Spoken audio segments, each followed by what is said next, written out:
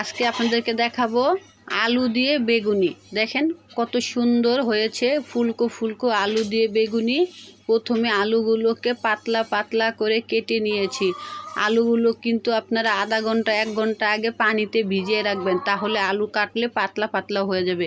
এই যে আপনাদের সুবিধার জন্য আমি দেখিয়ে দিচ্ছি, একদম পাতলা পাতলা হয়ে গিয়েছে। আপনারা চাইলে আলুটাকে ছিলেও নিতে পারেন, আমি কিন্তু আলুটা ছিলি নাই। একদম খুব সুন্দর পাতলা পাতলা আস্তে আস্তে করে কাটতে হবে, তাহলে আলুটা ভিতরে সুন্দর সিদ্ধ হয়ে যাবে। এই যে খুব নরম হাতে আস্তে আস্তে করে কেটে নিচ্ছি, যাতে আবার হাত কেটে না যায়। খুব যতটা সম্ভব পাতলা, খুব পাতলা পাতলা করতে হবে। তারপরে নিয়েছি এইখানে প্রথমে একটা ডিম নিয়েছি, তারপরে হলুদ, মরিচ, লবণ। ঝালের পরিমাণটা বুঝে দিবেন, যেরকম ঝাল খাবেন। আমার কাছে একটু ঝাল বেশি হলে ভালো লাগে। তারপরে পরিমাণ মতো দিয়েছি পানি, সামান্য পানি। এখানে এটা ব্যবহার করব চাউলের গুঁড়া। আপনারা চাইলে এটা বেসনও করতে পারেন। এখানে আমি এটা চাউলের গুঁড়া নিয়েছি। চাউলের গুঁড়াটা ভালো করে ডিম আর মশলার সাথে একদম মিলিয়ে নিতে হবে।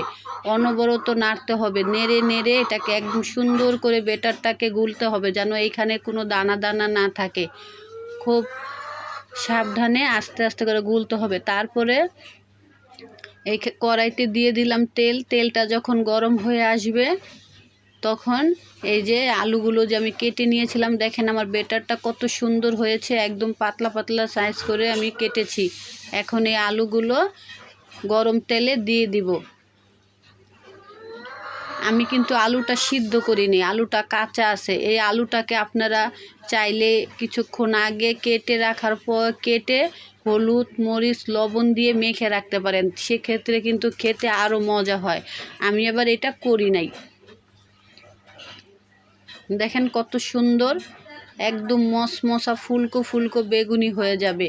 একদিন বিকেলবেলা এই নাস্তাটা বানিয়ে খেতে পারেন, বা গরম গরম ভাতের সাথেও খেতে পারেন। আলু দিয়ে বেগুনি, খুব নামটা শুনতেই কীরকম। দেখেন কত সুন্দর একটা কালার চলে আসছে, ভাজাটা কত সুন্দর হয়েছে। ভালো লাগলে বাসায় ট্রাই করবেন, কমেন্টে জানাবেন। আমার অল্প মশলার রেসিপি, হাতের কাছে যা আছে তা দিয়ে আমি আপনাদেরকে সবসময় কিছু না কিছু বানানো দেখাই থাকি। দেখেন কত সুন্দর হয়েছে কালারটা। এইভাবে করে খেলে কি হয়, আপনাকে আর যখন তখন দোকান থেকে বেগুনি কিনে খেতে হবে না।